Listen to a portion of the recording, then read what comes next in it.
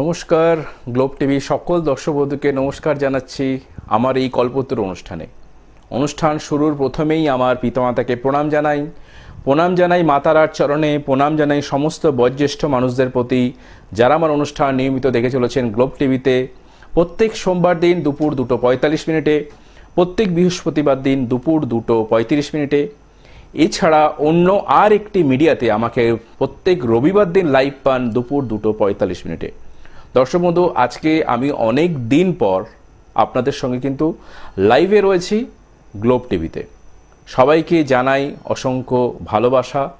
আপনারা যদি মনে করেন আপনাদের নিজেদের ডেট অফ বার্থ দিয়ে কিছু জানতে চাইছেন, অবশ্যই কিন্তু আমাকে সরাসরি ফোন করুন। দেখুন স্কলেতে আমার নাম্বার যাচ্ছে, তো সেইখানে আপনারা ল্যান্ডলাইনের নাম্বারে আপনি ফোন করে আমার সঙ্গে সরাসরি কথা বলতে পারেন। এবং যারা আমার অনুষ্ঠানটাকে ফলো করছেন বা এখন লাইভ দেখছেন, অথবা ফেসবুক থেকে লাইভ দেখছেন, অথবা ইউটিউব থেকে লাইভ দেখছেন, তো তারা কিন্তু পরবর্তী ক্ষেত্রে যদি আমার অনুষ্ঠান ভালো লেগে থাকে, আমার যে চেম্বারগুলো রয়েছে, তো সেই চেম্বারগুলোতে আপনারা কিন্তু যোগাযোগ করতে পারেন। দর্শক বন্ধু, আমি অবশ্যই বলি যে আপনাদের কোনো বিষয় নিয়ে কিন্তু আলোচনা আমি করি।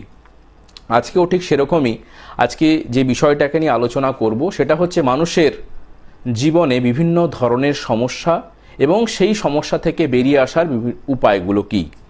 দেখুন, সাধক রামপ্রসাদের একটা কথা রয়েছে, এমন মানব জমিন রইল পতিত, আবাদ করলে ফলতো সোনা। আমরা এই গানটা বা শ্যামাসঙ্গীতের আমরা কিন্তু বহুবার শুনেছি, কিন্তু এই কথার অর্থটা আমরা কতজন বুঝেছি? এমন মানব জমিন রইল পতিত, আবাদ করলে ফলতো সোনা, মন রে কৃষি কাজ জানো না। এই যে কথাটা, অর্থাৎ আমরা মনুষ্য জন্মগ্রহণ করে যারা এসছি, আমাদের কাজটা কি? আমাদের প্রত্যেকে ঈশ্বর পাঠিয়েছেন কোনো উদ্দেশ্যে। আমরা হয়তো বিভিন্ন কর্মজগতে প্রত্যেকে কাজ করছি, কিন্তু সেই কাজকে আমরা কতটা ভালোবাসছি, মন প্রাণ দিয়ে ভালোবাসছি, বা আমাদের আইডেন্টিফাই করে রাখা দরকার যে আমরা কি জন্য জন্মগ্রহণ করেছি এবং আমাদের কাজের উদ্দেশ্যটা কি। আমরা অনেকেই কিন্তু বুঝতে পারি না আমাদের কর্মজগৎ কি হওয়া উচিত, বা আমার কোন কর্মের জন্য আমি জন্মগ্রহণ করেছি, অথবা কোন কর্মটা আমাকে সফলতা দিতে পারে। আমরা বলি না, একজন যখন ডাক্তারবাবু সফলতা লাভ করে, তিনি কিন্তু তার ডাক্তারি শাস্ত্রে এতটাই নাম যশ খ্যাতি অর্জন করেন এবং রোগীকে একটা সঠিক চিকিৎসা দিয়ে আমরা তখন বলি তিনি কিন্তু ভগবান তুল্য। অর্থাৎ উনি জন্মগ্রহণ করেছেনই হয়তো এই চিকিৎসা শাস্ত্রে মানুষের সেবার দ্বারা নিজেকে একটা ভালো জায়গা বা প্রতিষ্ঠা দেওয়ার জন্য। ঠিক সেরকমই আমরা প্রতিনিয়ত কিন্তু মানুষরা সঠিকভাবে আমাদের উদ্দেশ্যটা কি, আমরা যখন বড় হচ্ছি, তো বড় হওয়ার সাথে সাথে আমাদের কোন কর্মটা করা উচিত, আমি কোন কর্মতে খুব এক্সপার্ট, বা প্রত্যেকটা মানুষের কিন্তু একটা কর্মজগৎ নিয়ে কিন্তু জন্মগ্রহণ করে, জানেন তো? এটা আপনি মানুন আর নাই মানুন। আপনাকে আমি এরকম চার্টও বহু ক্ষেত্রে দেখেছি, বিশেষ করে যাদের সম্পূর্ণ চক্রমে নবমপতি, দশমপতি, একাদশপতি এবং লগ্নপতির সঙ্গে সংযুক্তিকরণ হয়ে বৃহস্পতি যদি কারো জন্মছকে বা ন্যাটাল চার্টে রেট্রোগ্রেড অবস্থাতে থাকে, সেই জাতক জাতিকা প্রথম জীবনে, অর্থাৎ প্রথম 8 থেকে 10 বছর যে কর্ম করবে, সেই কর্মে তিনি কিন্তু সফলতা পাবেন না, কিন্তু পরবর্তী ক্ষেত্রে ওই কর্মকে চেঞ্জ করে তিনি যখন পরবর্তী ক্ষেত্রে তার মনের মধ্যে একটা আশা ছিল, ভালোবাসা ছিল অন্য কোনো কর্মের প্রতি, সেই কর্মে কিন্তু তিনি সফলতা পাবেন। এটা আপনি মিলিয়ে নেবেন, এটা অনেকের ক্ষেত্রেই হয়েছে। আপনি আজকে যে জায়গায় কর্ম করছেন, দেখা যাচ্ছে সেই কর্মজগৎটা আপনার জন্য কিন্তু একটা সময় ছিল না, আপনি অন্য কর্মজগতে ছিলেন, কিন্তু আপনি কিছুদিন পর বা কিছু বছর পর আপনি এমন একটা কর্মজগতে প্রবেশ করলেন, সেই কর্মজগতে প্রবেশ করার পর আপনার কিন্তু সফলতা আপনাকে চূড়ান্ত জায়গায় নিয়ে চলে গেল। এই কম্বিনেশন যাদের ক্ষেত্রে থাকে, একটু আগে যে কম্বিনেশনটা আমি বললাম। আবার অনেকের ক্ষেত্রে দেখতে পাওয়া যায় কর্মজগৎ যথেষ্ট ভালো ছিল, কিন্তু পরবর্তী ক্ষেত্রে কিছু চেঞ্জ হয়েছে, অথবা সেই কর্মজগৎ থেকে তিনি এতটাই ডাউনফল করে গেছেন বা নিচে নেমে গেছেন, তিনি সেখান থেকে কিন্তু আর ঘুরে দাঁড়াতেই পাচ্ছেন না। এরকম কর্মজগৎও কিন্তু দেখতে পাওয়া যায়। সেই কম্বিনেশনটা কি? যাদের ক্ষেত্রে সম্পূর্ণ চক্রমে আপনারা যদি এই চার্টের কম্বিনেশনগুলোকে নিজেদের চার্টের সঙ্গে একটু মেলানোর চেষ্টা করেন, বিশেষ করে যাদের সম্পূর্ণ চক্রমটা করা রয়েছে, তারা কিন্তু সঠিকভাবে সেই বিষয়টাকে অনুধাবন করতে পারবেন বা বুঝতে পারবেন। যাদের কর্মজগতে খুব ভালো সফলতা ছিল একটা সময়, কিন্তু এখন বর্তমানে সেই কর্মজগৎ থেকে আপনি কিন্তু বিচ্যুত হয়ে গেছেন, বা সেই কর্মজগতে যে সফলতাটা পাওয়ার কথা ছিল আপনি কিন্তু সেখান থেকে সেই সফলতাটা পাচ্ছেন না। তার কম্বিনেশনটা হচ্ছে সম্পূর্ণ চক্রমে দশমপতি অধিপতি গ্রহ যদি রেট্রোগেট বা বক্রী অবস্থাতে থাকে এবং সে যদি লাগ্নিকগতভাবে রাহুর সঙ্গে সংযুক্তিকরণ হয় এবং লগ্নপতির বা দশমপতির যদি দশা কিছুভাবে রাহু কানেক্টিভিটি পেয়ে থাকে, তাহলে কিন্তু আপনার এই পরিণতি হতে বাধ্য। এটা জ্যোতিষশাস্ত্র বলছে এবং এটা অবধারিতভাবে বহু মানুষের সাথে ঘটে গেছে। আপনি একটু খেয়াল করে দেখুন, আপনার আশেপাশে বহু ব্যক্তি ছিলেন বা আপনার জানা পরিচিত অনেক মানুষজন ছিলেন, অথবা যারা অনুষ্ঠান দেখছেন অনেকের সাথে এই ঘটনা কিন্তু ঘটে গেছে যে কর্মজগতে আমি একটা ভালো সফলতা, চূড়ান্ত সফলতায় ছিলাম, কিন্তু একটা সময়ের পর সেই কর্ম থেকে আমি যে উপার্জন করেছি সেই উপার্জনটাকে আমি আর আনতে পারছি না। আমি কর্মজগৎ থেকে যে সফলতাটা অর্জন করেছিলাম সেই সফলতা আজকে যেন আমার থেকে মুখ ফিরিয়ে নিয়েছে। কেন হলো এই কম্বিনেশন? এই কম্বিনেশন যাদের ক্ষেত্রে রয়েছে সম্পূর্ণ চক্রমে, তাদের ক্ষেত্রে কিন্তু এই বিষয়গুলো হবেই। জ্যোতিষশাস্ত্রটা অত্যন্ত কঠিন। জ্যোতিষশাস্ত্রের পুঙ্খানুপুঙ্খ অনেক বিচার বিশ্লেষণ রয়েছে। আজকে হয়তো গত এপিসোডগুলোতে আমি লাইভ করতে আসতে পারিনি, কারণ উত্তরবঙ্গের কিছু চেম্বার এবং আপনাদের কর্মজগতে চেম্বারের জন্য আমি কিন্তু ব্যস্ত ছিলাম, এবং এই ব্যস্ততার কারণে আমি কিন্তু লাইভ অনুষ্ঠান করতে পারিনি। কিন্তু বহু মানুষের সাড়া পেয়েছি চেম্বারে, বহু মানুষের প্রতিকার করেছি চেম্বারে, এবং বহু মানুষের সফলতা দিতে পেরেছি আমার এই জ্যোতিষ জগতের দ্বারা। তাহলে জ্যোতিষশাস্ত্রের দ্বারা কিন্তু মানুষ উপকার পায় না, এটা খুব ভুল কথা। জ্যোতিষশাস্ত্রের দ্বারা উপকার তখনই পাওয়া সম্ভব যখন আপনি ভালো করে জ্যোতিষটাকে বিচার বিশ্লেষণ করে তার সঠিক প্রতিকার এবং প্রতিবিধান আপনি গ্রহণ করছেন। আপনি যদি মনে করেন যে জ্যোতিষের দ্বারা উপকার পাবেন, আপনি কোনো রত্ন ধারণ করলেন, উল্টে আপনার কিন্তু বাজে এফেক্ট হতে পারে। অর্থাৎ কোন রত্ন কোন সময় পরব, কোন যন্ত্রম কোন সময় পরব, কোন অশুভ গ্রহের প্রতিকার, বা অনেকের ক্ষেত্রে দেখতে পাওয়া যায় এখন একটা কমন বিষয় হয়ে গেছে, অনেকেই বলেন আমি এই অশুভ যোগটাকে কাটিয়ে দেব, খণ্ডন করে দেব। খুব ভুল কথা। আপনি একটু বিশ্বাস করে দেখুন তো, আপনার জন্মচার্টে যদি কোনো শুভ গ্রহের অবস্থান থাকে বা শুভ যোগ থাকে, আপনি কিন্তু এই শুভ যোগটাকে প্রায়োরিটি দেন, যেটা আমার রয়েছে, আমার সন্তানের ক্ষেত্রে এটা রয়েছে, বা দাদা এটা আমার ক্ষেত্রে রয়েছে। তার মানে তার শুভত্বটাকে আপনি গুরুত্ব দিচ্ছেন বা শুভত্বটার ফল আপনি পাচ্ছেন। কিন্তু সেই অশুভ যে গ্রহযোগটা রয়েছে বা অশুভ যে যোগ তৈরি হচ্ছে, সেই যোগের ফলও তো আপনাকে গ্রহণ করতে হবে। কিন্তু আমরা কি বলছি জ্যোতিষশাস্ত্রের মাধ্যমে, বা তান্ত্রিকরা কি বলছি, আমরা এই অশুভ যোগকে কাটিয়ে দেবো। আমি বারবার বলছি কোনো অশুভ যোগকে কাটানো যায় না। পশ্চিমবঙ্গ তথা ভারতবর্ষের বুকে দাঁড়িয়ে আমি একমাত্র বলেছিলাম কোনো অশুভ যোগকে কেউ কখনো খণ্ডন করতে পারবে না। চ্যালেঞ্জ সহকারে এখনো গ্লোব টিভিতে আমি বলছি, কোনো অশুভ যোগকে খণ্ডন করা যায় না, তার প্রতিকার প্রতিবিধান বা প্রশমিত করা যায়। আমি সেই যোগটার যে নেগেটিভ এফেক্টটা আসছে সেটাকে আমি প্রশমিত করতে পারি, কন্ট্রোল করতে পারি, কিন্তু আপনাকে সেই অশুভ যোগের প্রভাব নিতে হবে। আপনাকে শুভ যোগের প্রভাব যেরকম আপনি গ্রহণ করছেন, অশুভ যোগের প্রভাবও আপনাকে নিতে হবে এই জীবনকালে। একটা কথা রয়েছে যে আমাদের এই জন্মকালে এটাই স্বর্গ এটাই নরক। আপনি যেরকম কর্ম করবেন সেই কর্ম অনুযায়ী আপনাকে ফল কিন্তু এই জন্মেই কিন্তু ভোগ করতে হবে। স্বর্গ নরক আলাদা বলে কিছু হয় না। যদি স্বর্গ নরক হয়ে থাকে, আপনার এই জীবন দশাতেই আপনি স্বর্গবাস অথবা নরক দর্শন আপনাকে কিন্তু করে যেতেই হবে। সেটার জন্য আপনাকে কি করতে হবে, আপনার চার্টটাকে আইডেন্টিফাই করা। অর্থাৎ ভালো সময় খারাপ সময় নিয়েই তো আমাদের মানুষের জীবন। তাহলে সেই জীবনের ক্ষেত্রে আপনার ভালো সময়কে আপনি উপভোগ করছেন, খারাপ সময়টা আপনার হয়তো এসছে অথবা আসতে পারে বা অনেকের ক্ষেত্রে আসেনি। কিন্তু আপনারা যখন খারাপ সময়ের মধ্যে দিয়ে যান, আমরা কিন্তু দিশেহারা হয়ে পড়ি। আমরা দিশেহারা না হয়ে তার যদি সঠিক আইডেন্টিফাই করতে পারি, বিশ্লেষণ করতে পারি, জ্যোতিষশাস্ত্রের দ্বারা তার প্রতিকার প্রতিবিধান করতে পারি, অবশ্যই সেটা বৈজ্ঞানিকগতভাবে অবৈজ্ঞানিকগতভাবে নয় এবং চিটিংবাজির সাহায্যে নয়। আমি বারবার বলি যে কামাখ্যা তারাপীঠে অনেকে ছুটে যাচ্ছেন, এই যে বিশেষ করে মাতৃধামগুলো রয়েছে তাকে নিয়ে তো ব্যবসা হচ্ছে, এক প্রকারের তো ব্যবসা হচ্ছে, তাই না? কিন্তু মাতৃশক্তির তো আরাধনা বা তার যে মাহাত্ম্য তো সেখানে কম নয়। জ্যোতিষশাস্ত্র, তন্ত্র এগুলো তো মিথ্যে নয়। আজকে তন্ত্রশাস্ত্রকে বলা হচ্ছে কি গুপ্তবিদ্যা, গুপ্তবিদ্যা বলে আপনাদের থেকে লুকিয়ে রাখা হচ্ছে। সেই বিদ্যাগুলোকে আপনাদেরও তো জানা দরকার, যে তন্ত্রের যে প্রয়োগগুলো রয়েছে সেগুলোকে আপনাদেরও জানা দরকার।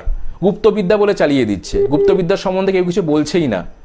আজকে জ্যোতিষশাস্ত্র নিয়ে আপনাকে বলে দিচ্ছে আপনার এই প্রবলেম রয়েছে, আপনাকে বুঝিয়ে দিয়েছে সম্পূর্ণ চক্রম মতে কি কম্বিনেশনটা রয়েছে বা কোন সংযোগটার জন্য আপনার এই প্রবলেমটা তৈরি হচ্ছে। আপনি দেখান তো, আপনি যে অ্যাস্ট্রোলজারের কাছে গেছেন তিনি আপনাকে ন্যাটাল চার্ট করেছেন, হার্ডলি দশা অন্তর্দশা করেছেন, আপনার কি লগ্ন রাশি নক্ষত্র লিখে দিয়েছেন, কি পাথর পরবেন, কি যন্ত্রম পরবেন বা কি গ্রহদোষ কাটাতে হবে লিখে দিয়েছেন।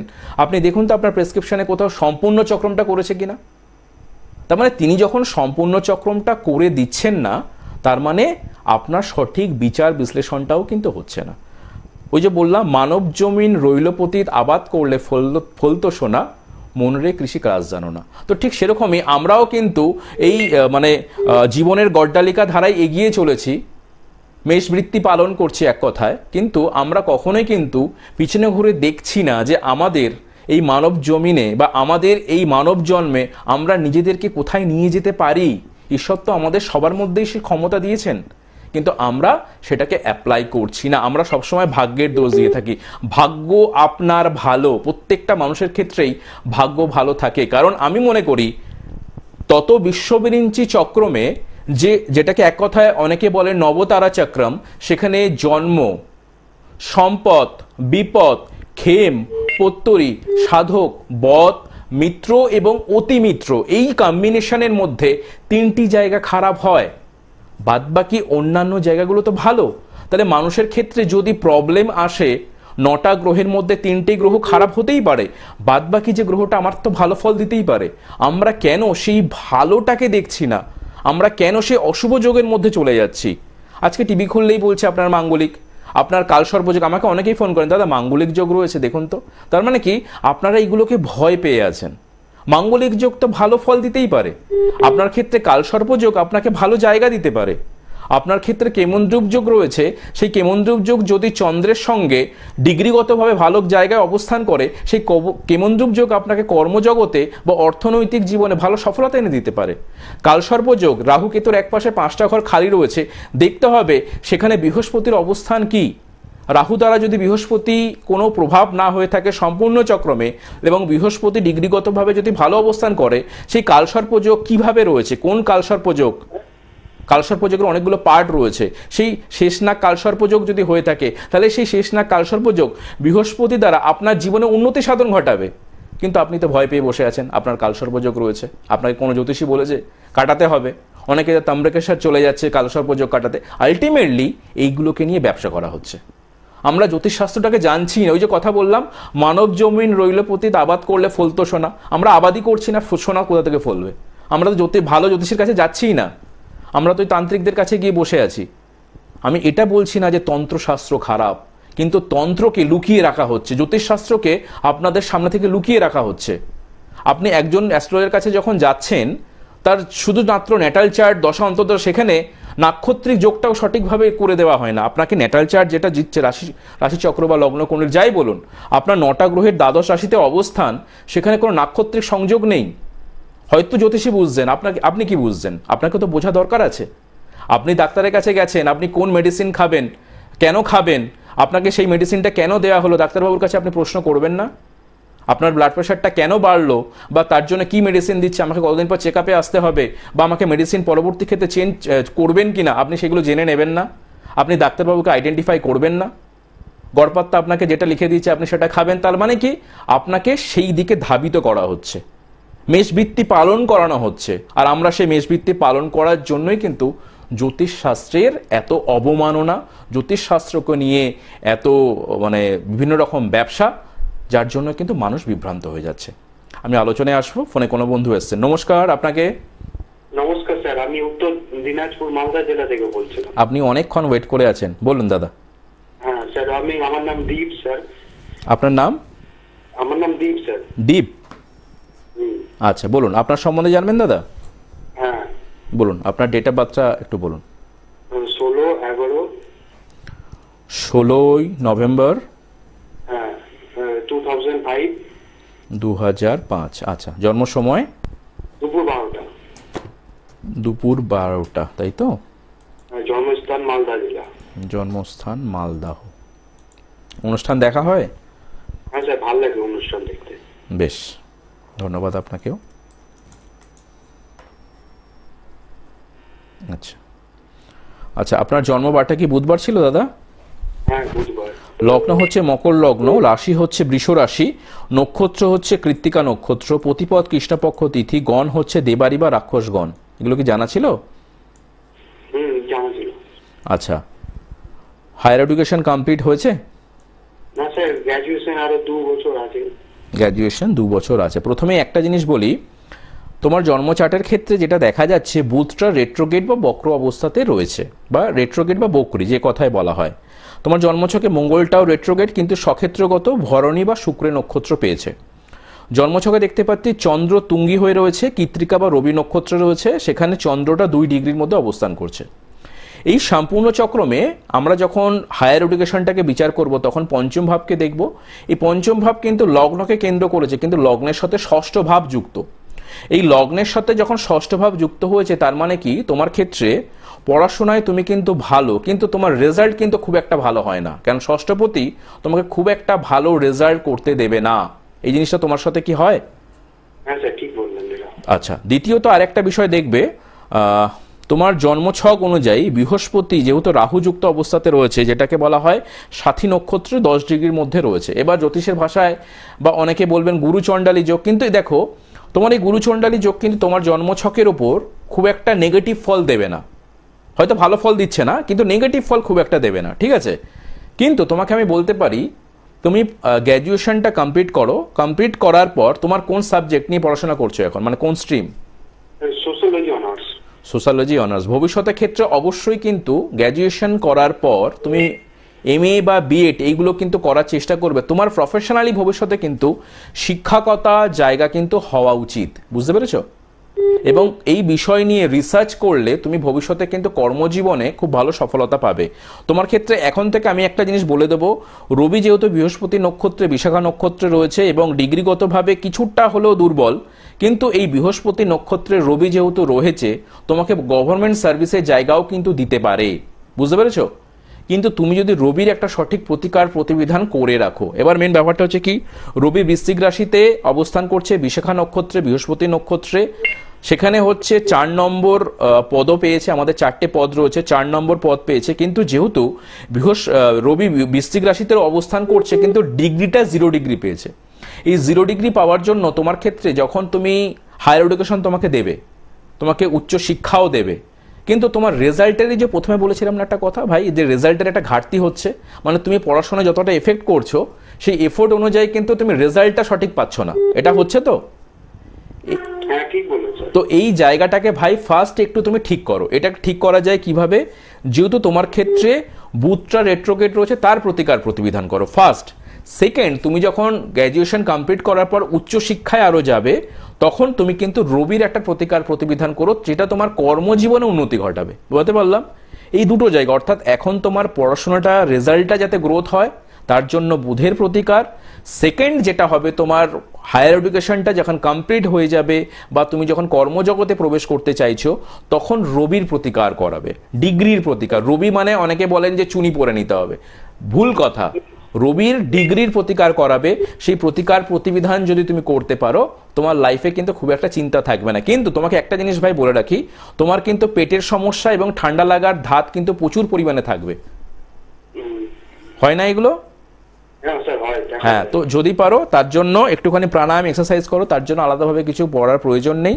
একটু প্রাণায়াম এক্সারসাইজ করো, ডাক্তারি পরামর্শ থেকেও খাদ্যাভ্যাসকে ঠিক রেখো, ঠিক আছে ভাই?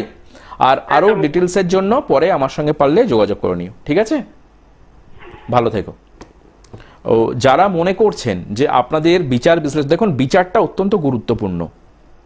জ্যোতিষশাস্ত্রে বিচারের উপরেই কিন্তু আমাদের সব কিছু দাঁড়িয়ে রয়েছে। আপনি কি দৃষ্টিভঙ্গিতে দেখছেন, আপনি কিভাবে বিচার করাচ্ছেন এবং প্রতিকার করাচ্ছেন। আমি এখনকার দিন তো দেখেছি, মানে পাথরের তো ব্যবসা হয়ে গেছে, কারণ পাথর দেওয়াই একটা উদ্দেশ্য মানুষের মধ্যে ধারণা।